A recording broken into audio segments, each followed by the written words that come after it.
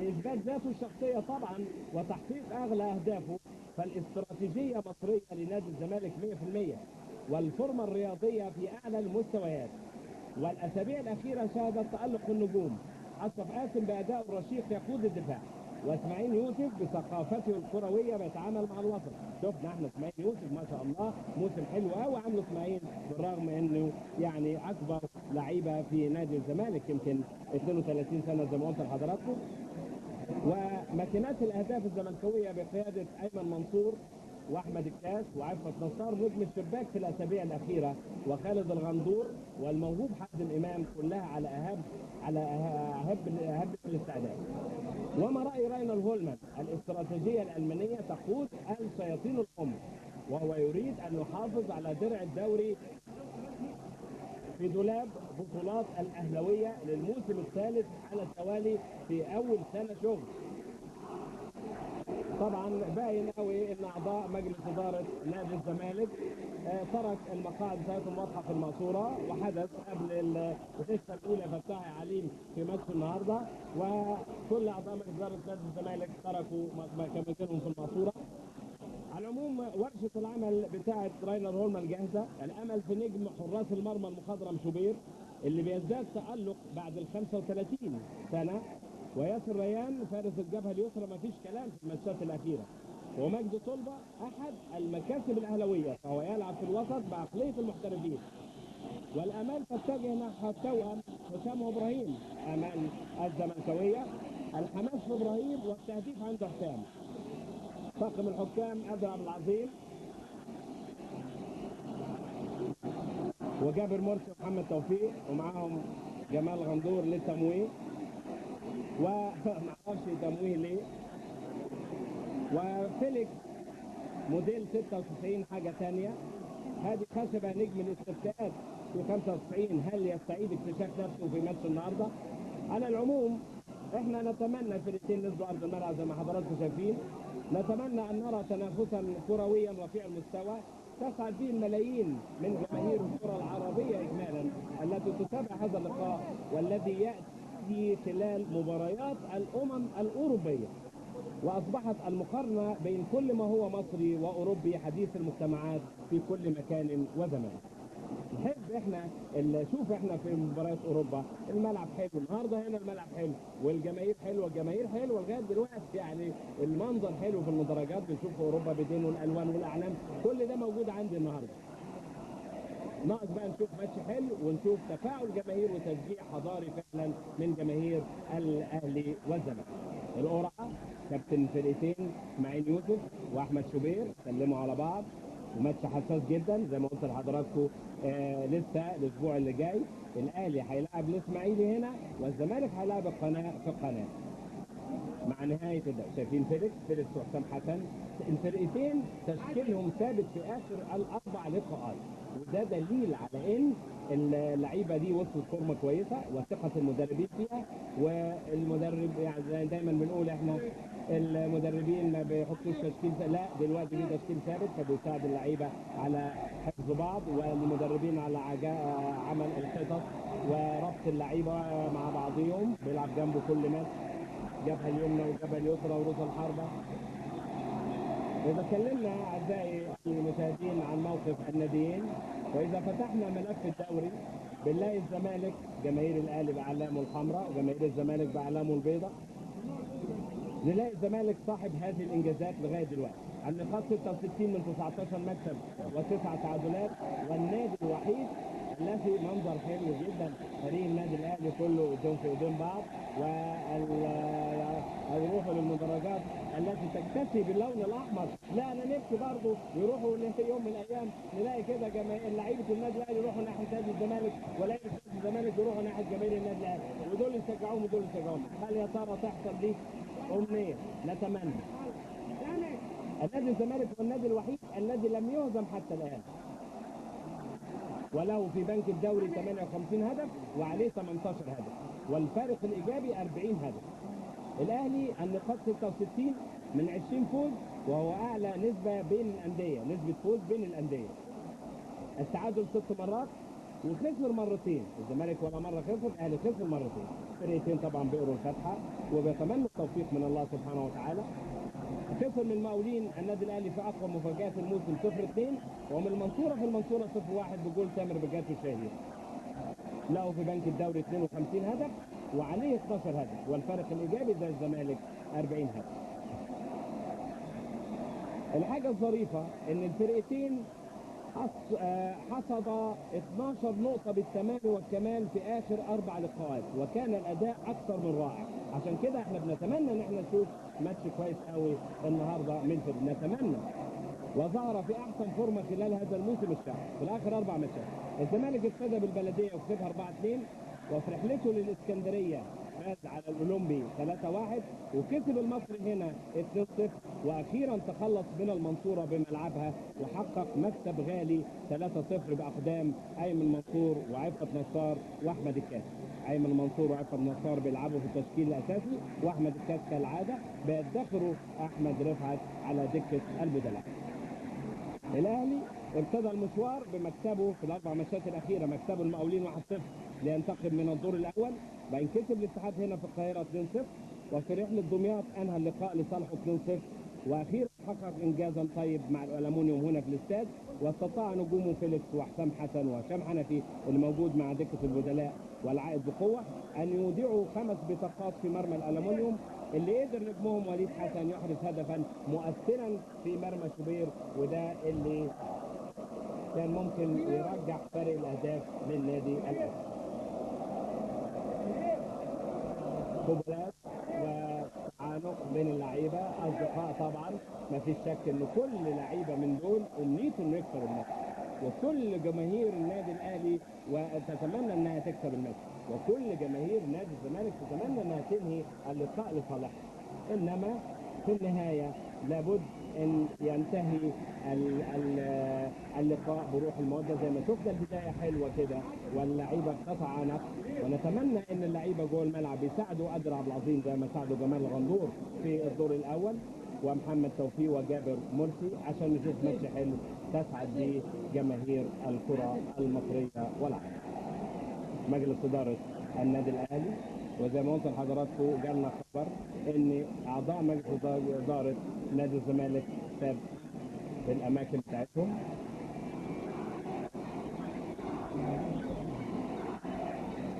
اعلام الحلوه الزمالك بطل الابطال. ابتدينا نقلد الجماهير الاوروبيه، وده اللي احنا عاوزينه، وتستمر الروح الرياضيه طوال العمر الافتراضي للمباراه. الفريقين على فكره خلال التسعينات لعبوا مع بعض 5 ماتشات في الدور الثاني. هيبتدي قادر عبد العظيم اللقاء الحاسم اللي كلنا بننتظره، وضربه البدايه ياخدها مجدي وبيرجعها ورا، وطويله نبيل محمود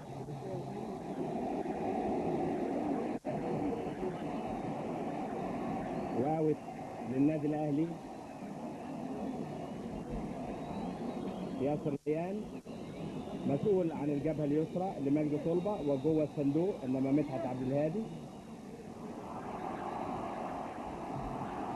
لعفت نجم الشباك عفت نصار لنادي الزمالك في الاسابيع الاخيره، وكور كلها مشتركه، وفيليكس بيراقبوا مدحت ومجدي طلبه، بتتقطع عند حسين عبد اللطيف،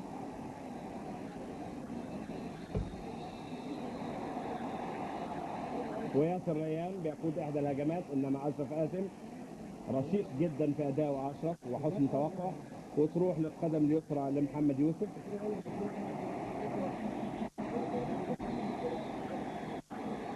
اشول محمد بياخد اوت محمد يوسف.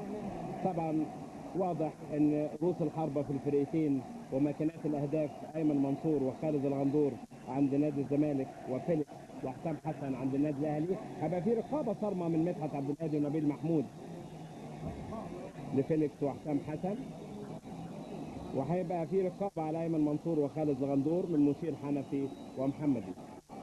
يا ترى مين هيتفوق في الحوار بين المدافعين والمهاجمين؟ محمد يوسف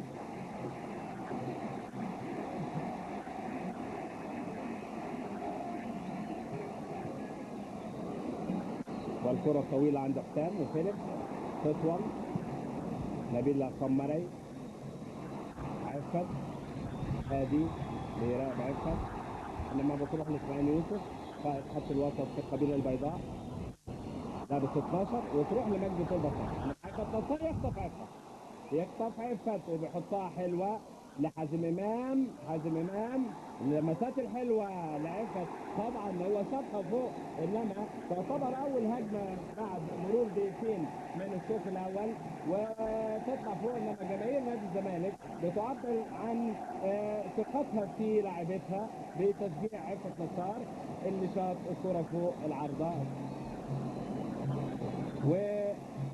وتتغير الكرة من القافلة البيضاء للقافلة الحمراء وابو الذهب. وهنشوف بعد لحظات استراتيجية هولمان ايه واستراتيجية احمد رفعت ايه.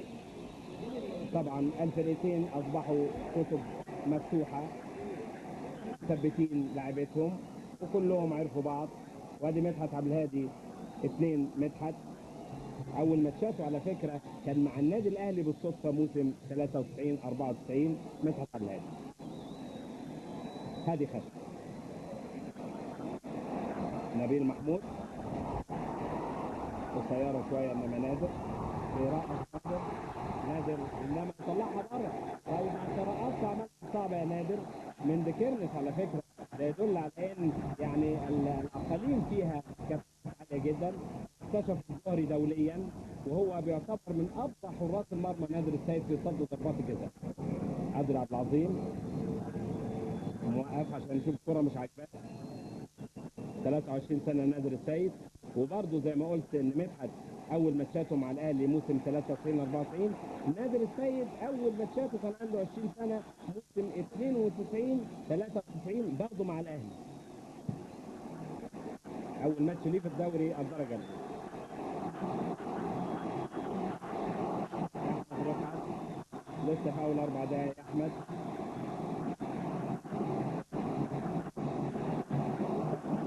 ربنا يكون في عون عادل عبد العظيم النهارده.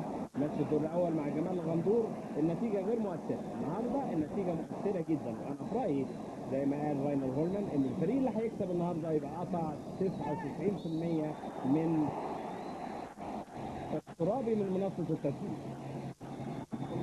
صحيح في ماتش الاهلي هيلعب الاسماعيلي هنا والزمالك هيلاعب القناه هناك، انما هتفرق في الرصيد يبقى رايح وعنده 3 نقط فرق، غير طبعا الاهداف هيبقى لصالحه.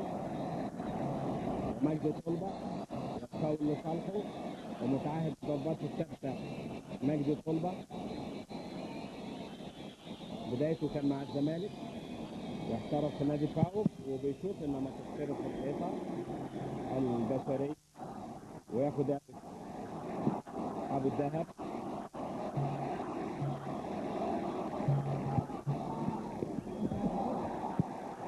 من حسام طويلة 1 ضد 1 انما بيرجعها حسام عرابي. حسام عرابي الكبير ايمن منصور محمد يوسف حالات يروح لمجدي طلبة هو ماشي لخط الوسط.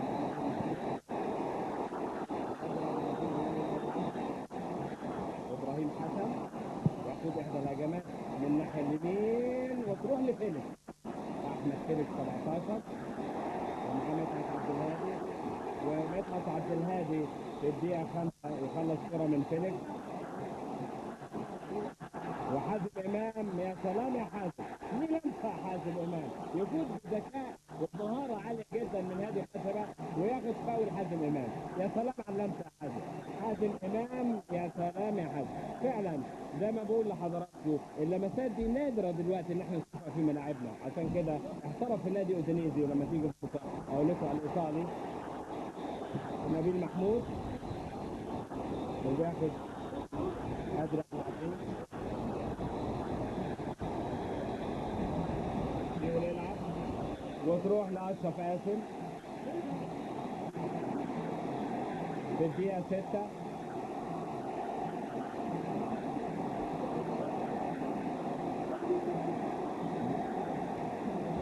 بيكلم مشير بيقول لا ادري ده الراجل مضروب أدري عبد العظيم بيكلم ثابت البطل،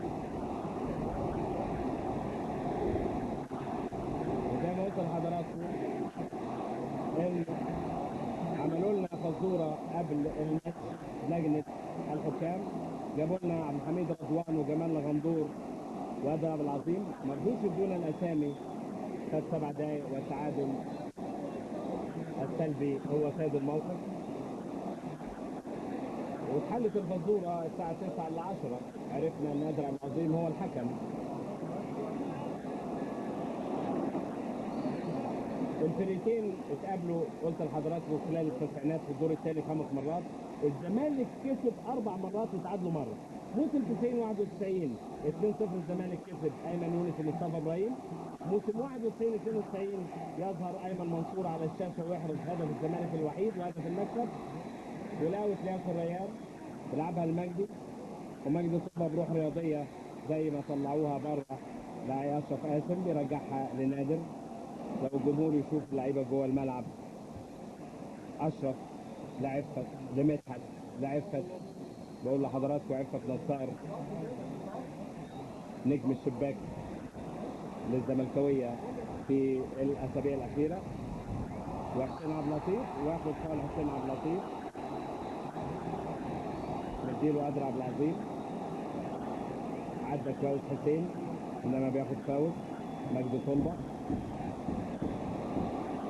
صعب على الحكم انه يدي انذارات، الحكم المصري انه يدي انذارات في بدايه الماتش، لانه لو ادى انذار بعد كده يبقى اي حاجه اللعيب يعملها في الماتشات الكبيره دي هيطرد، هتعمل له مشكله. احنا شفنا الحكام العرب لما جم هنا حصل في طرد في اول دقيقه نبيل محمود في مصر، وشفنا حكام حسن طرد، وشفنا لعيبه كتير حتى الحكام الاجانب طرد من الفريقين على مدار التاريخ. احمد شوبير مشير حنفي احد الجنود المكيله في تيم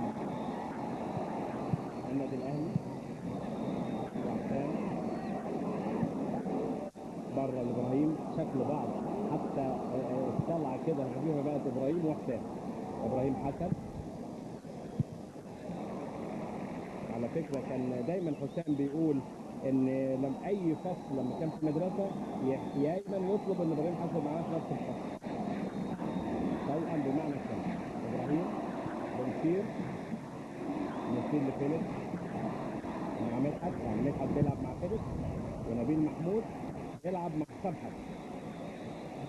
وكورنر للنادي الاهلي من ناحيه اليمين. احنا شفنا مجدي طلبه كان احترف في نادي فاوك في اليونان، وبعدين راح في بلغاريا في نادي ليفسكي، والنادي الاهلي خلصوا الموسم ده ب $40,000. واول ماتش دي ضد نادي القديم الزمالك مجدي طلبه لعبه 12 مجدي على من قريب في ايد نادر. ما زال التعادل هو سيد الموقف، ما شفناش الكره اللي شافها عفت نصار وطلعت فوق العرض.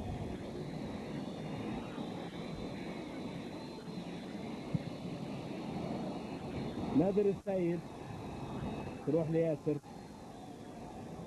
نبيل وياخد فاول نبيل زي مجدي طلبه، ثاني مجدي انما بتقطع حازم، بياخدها مشير حنفي لحسام حسن لابس 9 حسام، وعصام مرعي لابس 9 قميص رقم 9 حسام حسن وعصام مرعي. مدحت وياخد فاول مدحت على ان فيليكس زقه ومديله أدري عبد العظيم. في موسم 92 93 برضه ايمن منصور مارس هوايته وجاب جول المكسب لنادي الزمالك. موسم 93 94 في الدور الثاني الزمالك هنا كسب 2-0 باقدام ايمانويل ومحمد صبري، موجود مع دكه البدلاء محمد صبري وادي هادي خشبه لفيليكس، محمد يوسف حسام ومعانا نبيل محمود فيليكس واسماعيل يوسف وعفت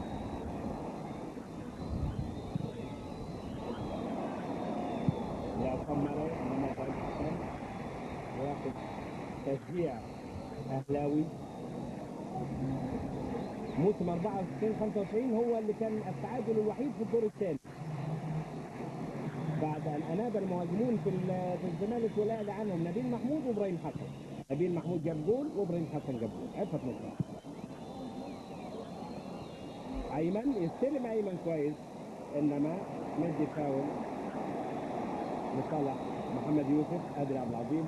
وعلى فكره عاوز اقول لكم حاجه غريبه بمناسبه ان نبيل محمود هو اللي بيراقب حسام حسن في تاريخ الجيل الجديد اللي بيلعب ده.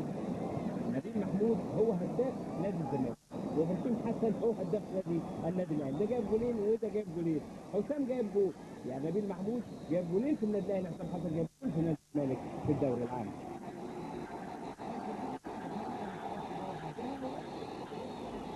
ترجع لياسر.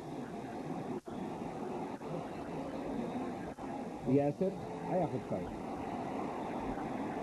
طبعا واضحه قوي ان ياسر زائق.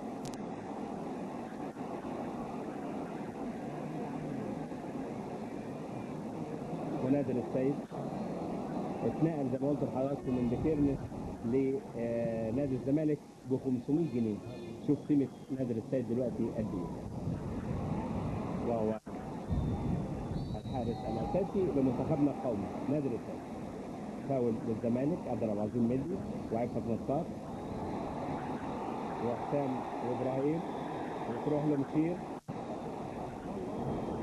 انما قادر عبد العظيم لازم يسيطر على الماتش اكثر من كده. لازم يسيطر على المباراه اكثر من كده.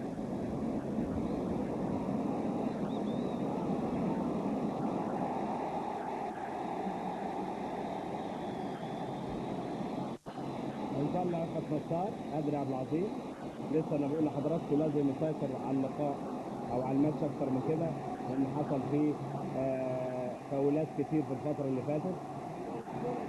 وزي ما قلت لحضراتكم ما استخدمش الكارت الاصفر. استخدمه المره دي. ونبيل محمود مشير هادي خشبه. اللقاء ده هو اللقاء رقم 77 خلال مشوار الناديين الكبار من بدايه مسابقه الدوري العام 48، يعني خلال 48 سنه شارك فيها اجيال واجيال. الاهلي كسب 24 مره، الزمالك حقق المكسب 18 مره، والتعادل كان ساد الموقف 34 مره. يا ترى ماذا يكون للقاء رقم 77؟ هنعرف في حاله النهايه مع ادري عبد الله. عفت نصار متميز في رميات التماس وياخد فاول حازم امام.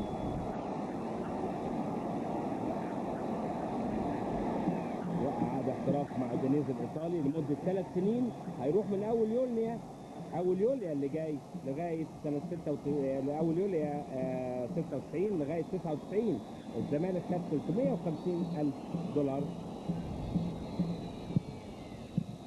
واتلعبت خالد الغندور ويطلعها حسام راجع يساعد.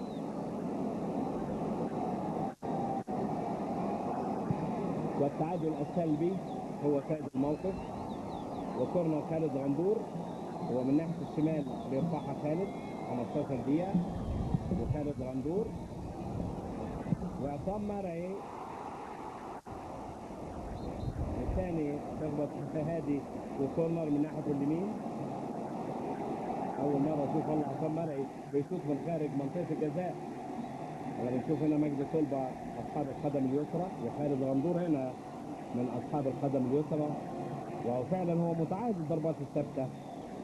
كل مدير فني وكل مدرب بيشوف امكانيات تيمه بيستفيد بيها لاقصى درجه. فخالد غندور هنا احسن له قوي من ناحيه اليمين ويقع شوبير او يقع شوبير وتترد لمجدي صلبه. لما تلاقي من ناحيه اليمين برجل الشمال طبعا بتعمل لفه وتبقى بعيد عن متناول الجول. وابراهيم حسن ياخد فاول حازم امام. هنا ليه لمسه حلوه حازم امام. لغايه دلوقتي الاداء متكافئ واقل من متوسط. العصار طبعا ما هياش هاديه. الله يكون في عون برضه اللعيبه لان الماتش مؤثر جدا. واسامه عرابي لياسر ثم اصحاب الجبهه اليسرى حافظينه طبعا. حسين عبد اللطيف يرجع تاني حسين، عامل مجهود كويس وماتشات كويسه. حسين عبد اللطيف 30 سنه ونص مع نادي الزمالك. وبيقول يلعب قدر عبد العظيم. محمد يوسف وتروح لفيليكس ومدحت عبد الهادي، وتسلل رافع جابر مرسي اللي ماسك فراوده النادي الاهلي. في تسلل من فيليكس، مجدي طلبه، نبيل، كور عاليه مشتركه، ابراهيم حسن، عصام مرعي. هو ابراهيم بيلعب ناحيه اليمين وعصام مرعي بيلعب ناحيه الشمال، يعني بنعتبره ده باك يمين وده باك شمال، انما بنسميه الجانب الايمن والجانب الايسر. هيتلقوا كتير لان مفيش اجنحه. يرفع ابراهيم يقابله حسام والعكس صحيح. هذه خشب حسام الحرس بتاعه.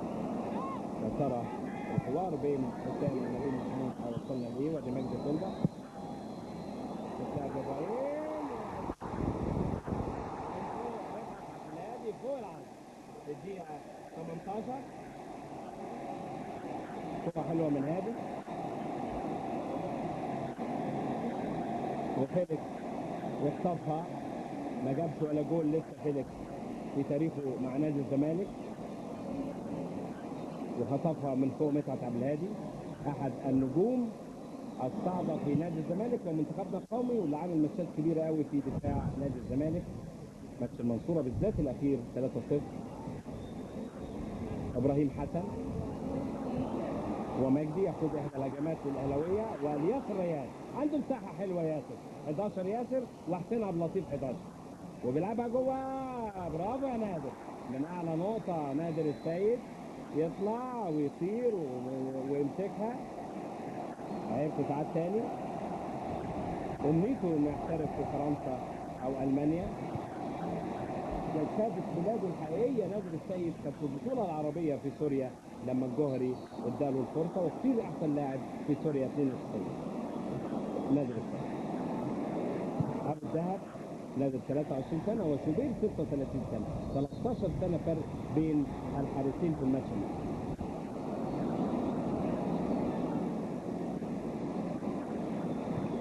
مجدي طلبه لحسام مع نبيل. دايما في الصوره انتوا بتشوفوا نبيل، ودلوقتي مدحت عبد الهادي بذكاء. مدحت هو بيراقب فيليكس اللي جات له الفرصه انه يستخلص من مجدي طلبه، واتلعبت حلوه قوي لحسام حسن وحسام واشرف، وبيعكس حسام كوره حلوه، انما الحقها ابراهيم حسن والله قبل ما تطلع بره.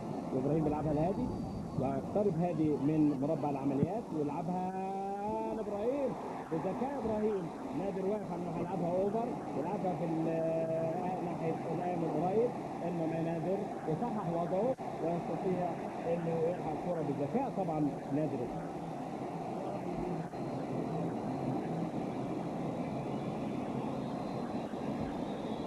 20 دقيقه وما زال التعادل السلبي هو سيد الموقف.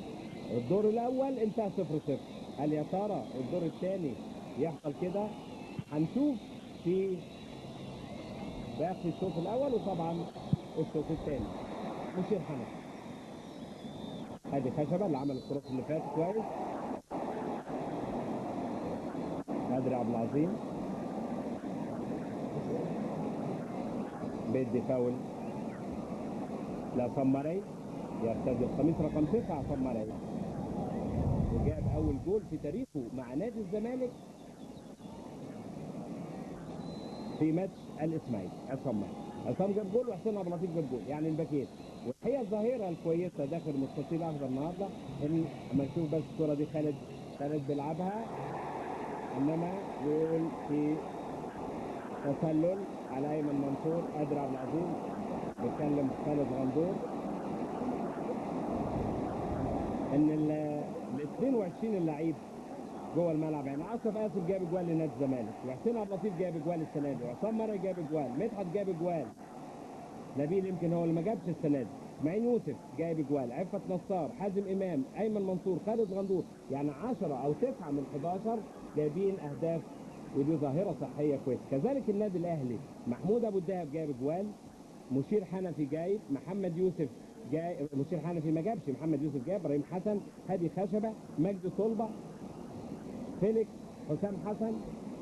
يعني مجموعه كثيره من اللعيبه من الفريقين يستطيعوا التهديف، ودي الطرق الحديثه بتساعد الانطلاقات من الخلف والزهراء وخط الوسط عن المهاجمين.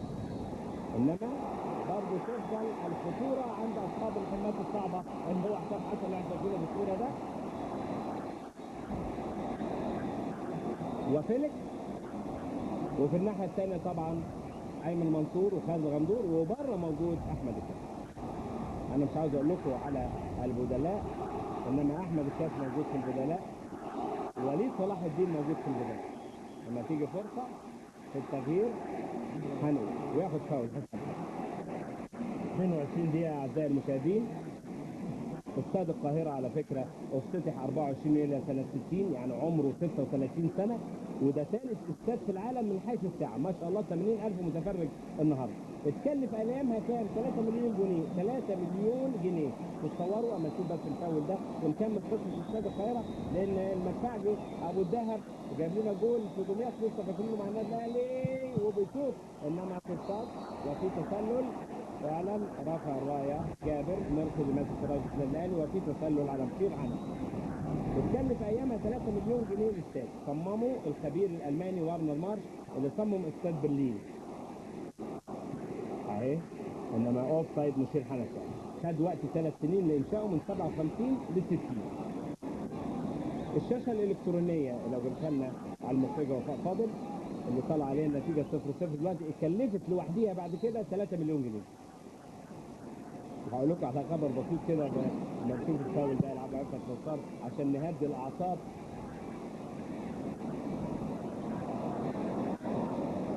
سلام يا محمد، عامل ماتشات حلوه قوي محمد يوسف السنه دي. هتروح للبرنس اشرف قاسم، فشيخ جدا اداؤه اشرف ولمساته حلوه، ومحمود ابو الدهب لياسر ريان. يلحق حسام؟ لا، نبيل محمود الحرس الخصوصي لحسام حسن النهارده، نبيل يرجعها لنادي القرن. لسه في تفوق من المدافعين على المهاجمين، والحوار لصالح المدافعين. فاول على هدف. وزارة فاول اتلعب على طول، تروح لهادي خشبة،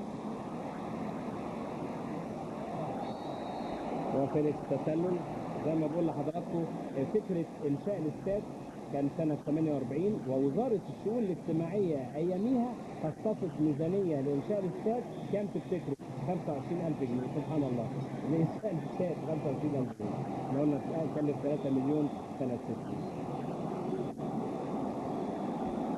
هيخرج مجدي طلبة، ده أول تغيير يعمله راينر هولمان، ونزل هشام حنفي. أول تغيير في إصابة لمجدي طلبة بقى واضح بيدق، وهشام حنفي عنده 23 سنة ومن النجوم الصعبة، والماتش اللي فات جاب جولين للنادي الأهلي في الخماسية اللي جابها مع الألومنيوم، وأصبح في عنصر الشباب موجود في الفريقين، وزميل حازم ومدحت حازم إمام في الفريق الأولمبي هشام حنفي. خالد غندور ومع محمد يوسف. الاثنين شول على فكره، الاثنين اصحاب القدم اليسرى. تروح لحسين عبد اللطيف، حسين عبد اللطيف بيعكس الكوره جوه المنطقه. هشام حنفي اول لمسه، لافت نصار. فين الصوت ده؟ الناس اللي بتشوف من بره قليل دلوقتي يا جماعه ان احنا بنشوف الصوت المتقن من خارج ال 18. عشان كده لما قلنا هشام حنفي جاب جولين متسلسلين حلوين في ماتش الالومنيوم، فكرنا والله بماتش المغرب اولمبيك البيضاوي في البطوله العربيه لابطال الكؤوس، لما جاب جولين مع الاولمبيك البيضاوي، وكان دي شهاده ميلاده الحقيقيه هشام مشير حنفي. وهشام حنفي ومشير حنفي طبعا مش اقارب اخوات. ابو الدهب اتنقل بدايته مع الزمالك على فكره، ابو الدهب برضه زي مجدي طلبه، يروح لمشير حنفي واختلف. هو ايمن منصور بيراقبه لما بيتقدم، ومشير حنفي بيراقبه وهو في نص ملعبه طبعا كأحد الهدافين وهو هداف الدوري ايمن منصور ليه 13 جول. تتلعب الفاول بسرعه وياخد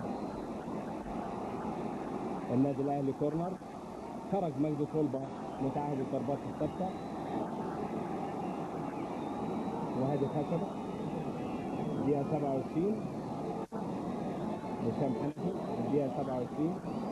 هشام حنفي جوه المنطقه، برافو يا نادي. كده من فوق الرؤوس وترجع تاني لابو الدهب. ده عصام مرعي 31 سنه، خامس موسم ليه بعد ما اتنقل من المقاولين 91 92. خالد الغندور لسه ما شفناش. خالد الغندور من اللعيبه اللي تتميز بالمهارات العاليه، استحواذ على الكوره كويس وكنترول كويس وبيشوط كويس. لن ينسى خالد الغندور وهو لن ينسى بس الوزير حط جسمه كويس. لما هياخد فاول ياخد فاول، حط جسمه كويس قوي وبذكاء خالد الغندور. ودي احدى المهارات المهمه جدا لربنا، هي استخدام جسمه عشان يفوز ويعمل سكرين بالظبط زي حازم امام وبيزق هذا حازمه. الاثنين منتخب اولمبي، والاثنين بقوا فريق اول دلوقتي مع منتخبنا القومي الاول. شفناهم في جوهانسبرج. روسكرول اداهم 10 عقده 120,000 جنيه حتى موسم 96-97. وحط لنا صوره جوه الصندوق. انا ما شفتهاش اسماعيل يوسف، واسماعيل يوسف بيطلع حسين عبد اللطيف 11 وياسر ريان 11. يعني شفنا مرعي هنا وابراهيم حسن، شفنا هنا ياسر ريان وحسين عبد اللطيف، الاثنين زهراء الجنب بيقابلوا بعض وياخد فاول حسين عبد اللطيف. قادر عبد العظيم مديله في الدقيقه 28. حسين عبد اللطيف وياسر ريان بيفوت حسين، الاثنين زقين بعض وياخد فاول حسين عبد اللطيف.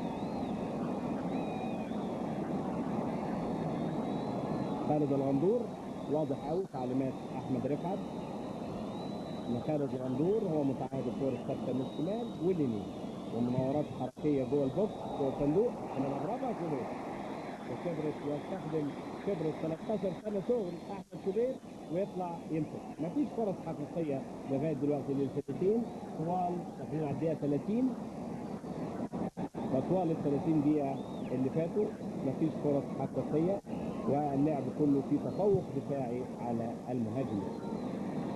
ياسر ريان المره دي معاه اسماعيل يوسف.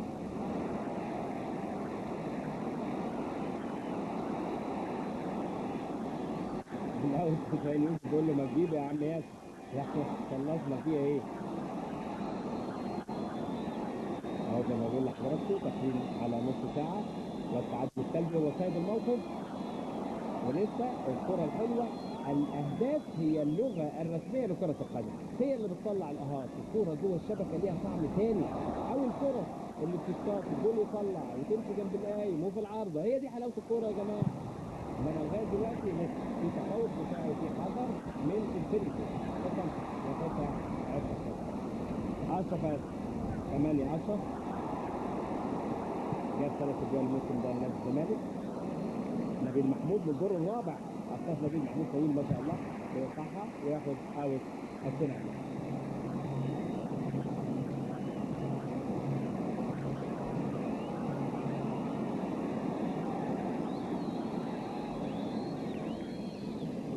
بدايته مع نادي الزمالك حسين موسم 90-91 جاب 30,000 جنيه من نادي المنيا وهو خد 15,000 جنيه. عصام مرعي بيعتمد عليه احمد رفعت، يقول لك ده لعيب تكتيك زي اسامه عرابي كده بيعتمد عليه راينا هو. خالد الغندور بيهرب بالرقابه بالسقوط وبيلعب لاسماعيل يوسف 32 سنه اسماعيل وعقده 120,000 جنيه لغايه موسم 96-97. جاب جولين لنادي الزمالك اسماعيل وبيتفوق الموسم ده في خط الوسط وبياخد فاول ثاني عصام. في انذار لحسام حسن، يعني اللي وقع هو رقم 9 صاحب القميص رقم 9، والانذار لحسام حسن صاحب القميص رقم 6. ومتعت عبد الهادي في الدقيقه 31 في سيطره من نادي الزمالك الفتره اللي فاتت، هيبقى هات وخد حلوه لحازم، وحازم ميت كويس قوي وفات بن ياسر، انما بيخش في الوقت المناسب محمد يوسف وبتتلعب لفيليكس، وفيليكس لهادي خشبه، تمريره وحشه طبعا. هادي خشبه كان نجم الاستفتاءات موسم 95، وانا في المقدمه قلت هل يا ترى يعيد اكتشاف نفسه هادي خشبه، وليه دور كبير قوي لما يجيد هادي خشبه، لان احد البراويز الجديده في النادي الاهلي ومنتخبنا القومي، ليه دور في خط النص في الشارع. فيليكس يلعبها لهشام حنفي، هشام حنفي زي هشام وياخد مدحت عبد الهادي فاول. مدحت عبد الهادي، هشام حنفي لابس 8.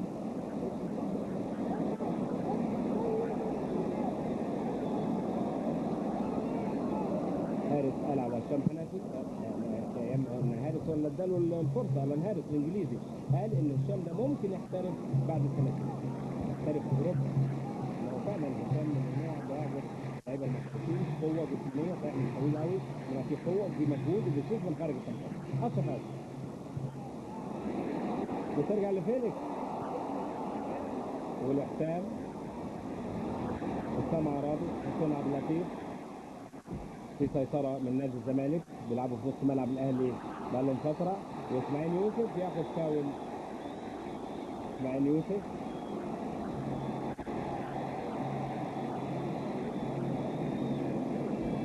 معرفش ابتدت الانذارات، شفنا في بطوله الامم الاوروبيه انذارات لعب، ده انذارات كلام، يعني في اعتراض. هو بيكلم اشرف قاسم بيقول له انا اديتك الفاول واسماعيل يوسف، يعني الانذارين ليهم ماتش، يعني لازم اللعيبه الكبار، يعني اشرف قاسم لعيب كبير ولعيب مخضرم ومن احد افراد الحرس القديم في نادي الزمالك، المفروض ما يبقاش في اعتراض. زي ما قلت لحضراتكم عقده 120,000 جنيه هينتهي بعد موسم 96 97 العقد بتاع 10. لا فوق 34 دقيقة والتعادل السلبي أعزائي المشاهدين، زمالك يعني. على فكرة أول ماتش كان بين الفريقين كان على ملعب نادي فاروق موسم 48 49 وانتهى بالتعادل 2-2، وجاب اجوال الاهلي مكاوي وخالد عثمان، والزمالك عبد الشريف صعب الصعب. مدحت اجيال واجيال من النجوم الكبار وتغطوا من نادر وزق حسام مديله ادري عبد العظيم فاول، غلطه نادر، يعني المفروض نادر ما يزودهاش، ولازم يكلموه اصحاب اشرف قاسم، لان خطا الجول وخطا الشاطر ب1000 غلطه. هو بيرقص وفتح له سكه حسام، وشفنا احنا ميلا 90 لما ضحك على هيجيتا جول كولومبيا وفتح له سكه عشان يرقصه وخطفها وجاب جول. فطبعا حسام حسن هنا في ذكاء، انما قادر على العظيم اعتبره ونزقه وحسب ابو الدهب بيراجع لشوبير، وشوبير على طول السيناريو ده بنشوفه، بنلاقي محمد يوسف بياخد مكان الباك الشمال، وياسر ريان بياخد قدام، دايما مصير حنفي بياخد مكان الباك اليمين، وبيشق محمد يوسف على فكره من الناس اللي جابت جوال في نادي الزمالك، جايب جول محمد يوسف لما الاهلي كسب 3-0 موسم 93 4. محمد بياخد فاول محمد يوسف، نديله كورنر، مفيش كورنر ولا فاول والله، نديله كورنر. الدقيقة 35 والتعادل السلبي وسيد الناصر، زمالك واهلي، ومشير حنفي ونادر الثاني. محمد يوسف تروح عكس نصار يأخذ احدى الهجمات للقافلة البيضاء وطويلة، هو مش مظبوطة وطويلة ومفيش تركيز. أداء الناديين في الأربع مباريات الأخرين مع الفرقة الأخرى بيختلف خالص عن أدائهم مع بعض. نشوف هشام حنفي يتوغل وبيشوف إحدى كوره إنما تطلع فوق، هو بيقول كده يعني لو واطية شوية طبعا تفرق يا أخوان، لو واطية تفرق. هشام حنفي 23 سنة وطالب في كلية تجارة،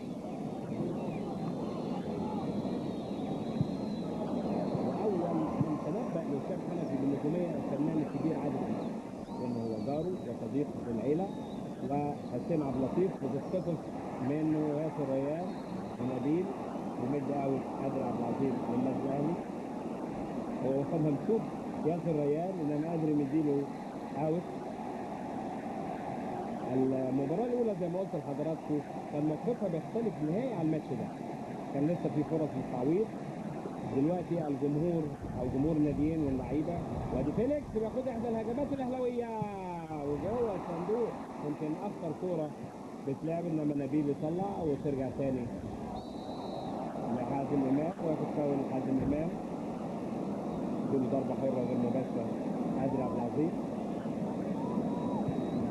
لاعب نصار لخالد غندور ياسر ريان، الاثنين في بعض قطعيه واحده، ياسر بس ده اسفل وده واخد فاول ياسر ريان.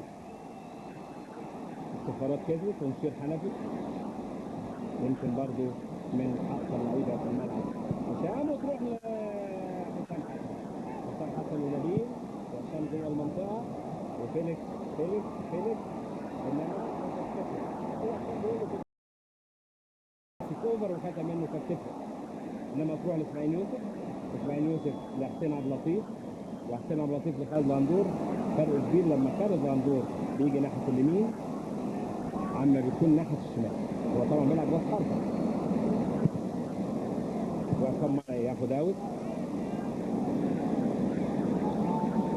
لما تيجي فرصه عاوز برضه يعني اهدلكوا جو الماتش ببعض المواقف الظريفه اللي حدثت في اول لقاء سنه 28. حازم امام هياخد فاول طبعا، هياخد فاول طبعا. هو ابراهيم حسن يقول له لا مش فاول. عقده بينتهي موسم 96-97 مع النادي الاهلي، وكان عقده ب 225,000 جنيه. وعلى فكره ابراهيم اكبر من حسام ب6 دقائق، هم توأم بس هو نزل قبليه بقى ب6 دقائق. 121 ماتش دوري ما شاء الله ابراهيم حسن، وزي ما قلت لحضراتكم ان هو هداف النادي الاهلي في ماتشاته مع الزمالك في الجيل ده، جاب جولين.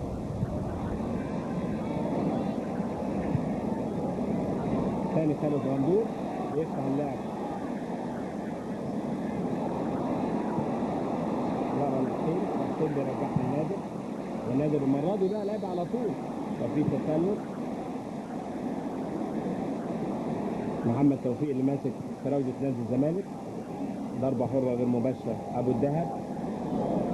يمكن الشوط الثاني نشوف حاجه احسن، لان ابتدى اللعب فعلا يتصلح، ابتدى الفرقتين يوصلوا لحدود منطقه الجزاء، يعني في تحسن.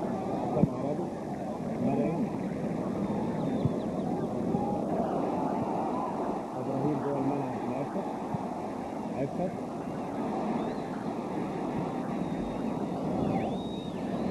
ايمن منصور، وشوط من بعيد قوي ايمن منصور ضعيفه. 13 جول جايبهم ايمن منصور، واتنقل للزمالك موسم 91-92، يعني خامس موسم ليه مع الزمالك، وهو احد هداف الجيل ده اللي جاب جولين في النادي الاهلي. وهداف الدوري زي ما قلت لحضراتكم، جاب الهدف رقم 13 ليه في ماتش المصري. فيليكس ومدحت بياخد فاول كده. معرفش يعني المدافع فيليكس وشه للخط وفي موقف صعب جدا، وانت ماسكه يا مدحت بدون لزوم الفاولات.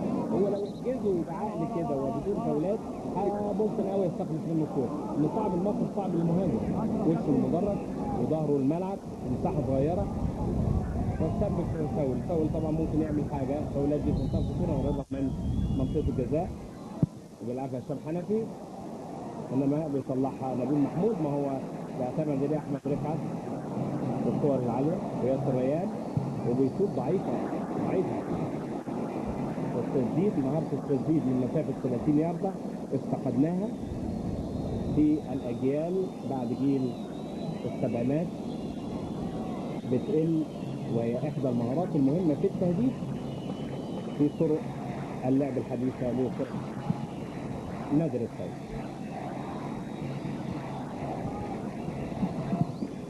ابراهيم، فيليكس مش واخد حريته، فيليكس معاه مدحت عبد الهادي، ياسر ريان، المنصورة هي اللي حطت حجر الأساس، والبنيان كان في النادي الأهلي.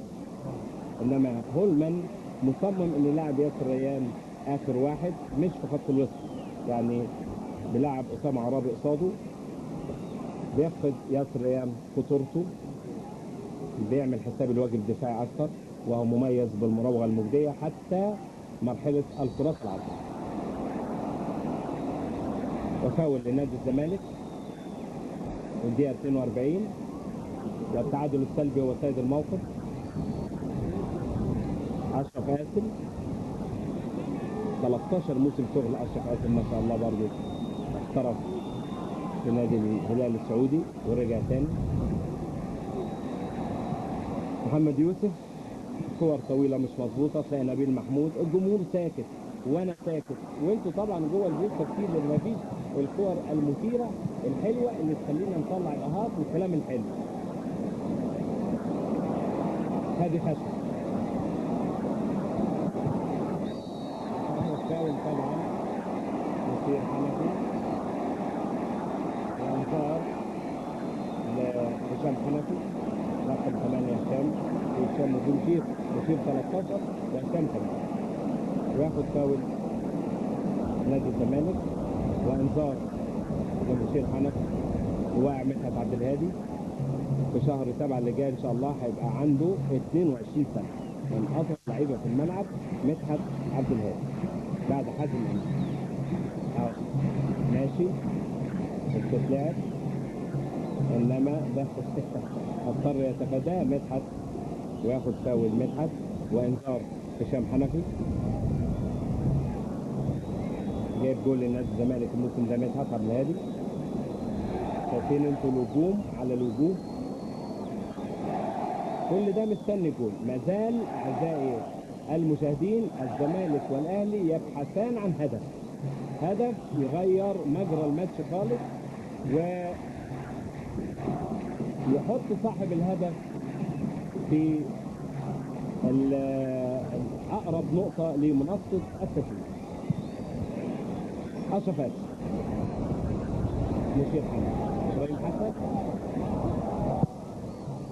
صفقات ابراهيم مقبولة زي ما قلت لحضراتكم ان الفريقين اصبحوا كتب مفتوحة للاثنين مدربين احمد رفعت وراينر هولمان، بس احمد رفعت بياخد 15,000 جنيه وراينر هولمان بياخد 10,000 دولار في الشهر. قافلين على بعض مفاتيح اللعب والنواحي التكتيكية. وادي خالد غندور وياخد كورنر خالد غندور من مشير حنفي.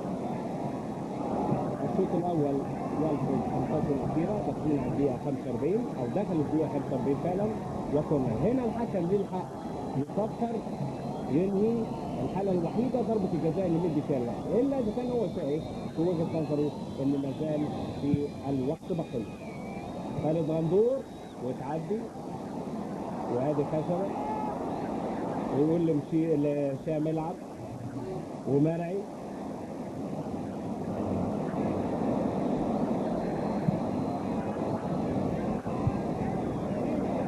مشير ياسر، مواقف صعبة لأنها جنب الخطوط بتبقى مساحات صغيرة دي مش لصالح اللعيب. وهذه خشبة قدام حنفي بيلعب دلوقتي ناحية الشمال، وسام عرابي يمكن يتنقل في القلب، يعني هنشوف ان مجدي طلبة هو اللي كان بيكمل الاثنين المهاجمين. هو لسه لاحقين بره، ويصفر فعلا اعزائي المشاهدين ادري عبد العظيم عشان ينهي الشوط الاول بين الزمالك والاهلي، وكان التعادل السلبي هو سيد الموقف. وحتى نلتقي مع احداث الشوط الثاني لكم مني افضل التمنيات، واتمنى ان احنا نشوف فعلا شوط احسن من الشوط الاول.